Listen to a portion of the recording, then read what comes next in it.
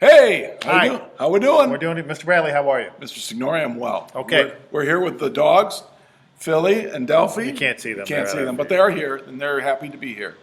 So this is a podcast on the changing relationships between Great Britain and the American colonists. This is before we become a country, isn't it? Right.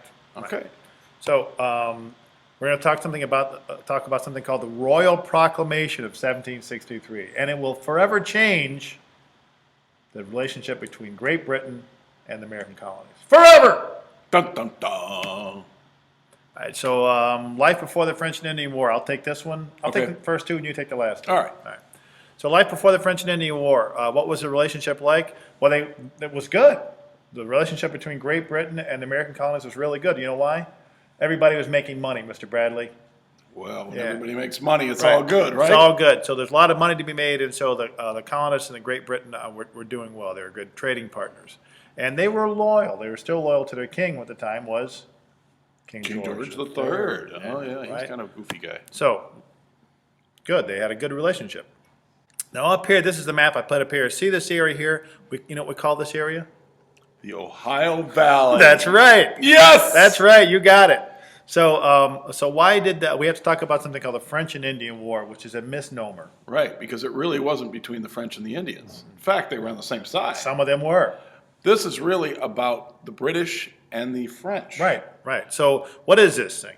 The French and Indian War is a war between, like you said, Great Britain and North America over this land, over the Ohio Valley. Quite a chunk there. Right, and why did it occur? It occurred because both Great Britain and France claimed that land. It's good land. Remember, there was a lot of fur trapping, and Right. there are a lot of beaver in here. Oh my. Yeah, so they were going after the furs, and so it occurred because Great Britain and France claimed that land. And well, what were the results? I don't know if I can. I guess I can zoom this out a little bit.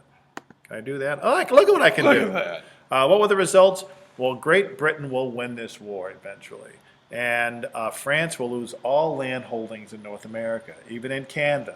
Wow. They have no more land holdings in North America, and Great Britain gains that land.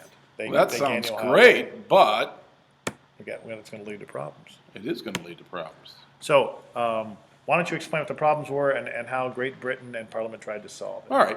Well, in 1763, 7 years after the war begins, which is really the name of the war, the 7-Year War, a royal proclamation is issued by Great Britain.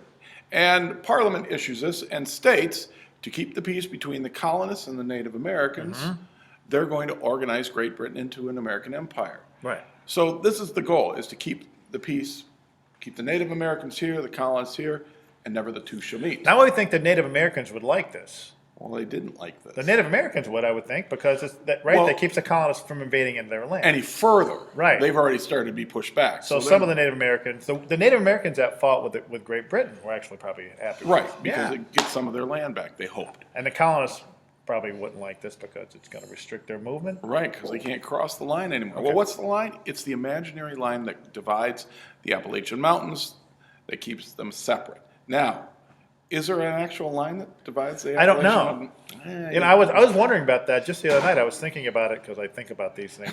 And I know there's an Appalachian Trail that runs from Georgia all the way to Maine. It runs through the Right. Appalachian Mountains. And in my head, I was thinking, I wonder if that's the line they used. I think it's actually the trail that they use is what they cut through the woods Oh, so they could get through. I don't know. But there was an imaginary line there, at least according to King George. He just said, just divide it right down there, they'll be fine. Yeah, I like the Appalachian Mountains. I like how you spelled Appalachian right. Did you have to use spell check? I on did that? have to use spell check. I do too. Every Couldn't time. remember. Every time.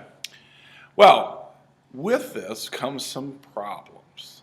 Now, the colonists recognize that Great Britain is now the power in the North America, and because they're British citizens, they're figuring they're going to get a nice say in what goes on. Wrong. Wrong. The restrictions the British put on the colonists have this scent of tyranny. It's nothing that's coming from the dog. No, the dogs have already shared their scent today, but no, it's good. The relationship strains the under this relationship. There's the changes. The change in the relationship between Great Britain is strained. It's strained. Yes, and puts them on a course towards war. Ooh.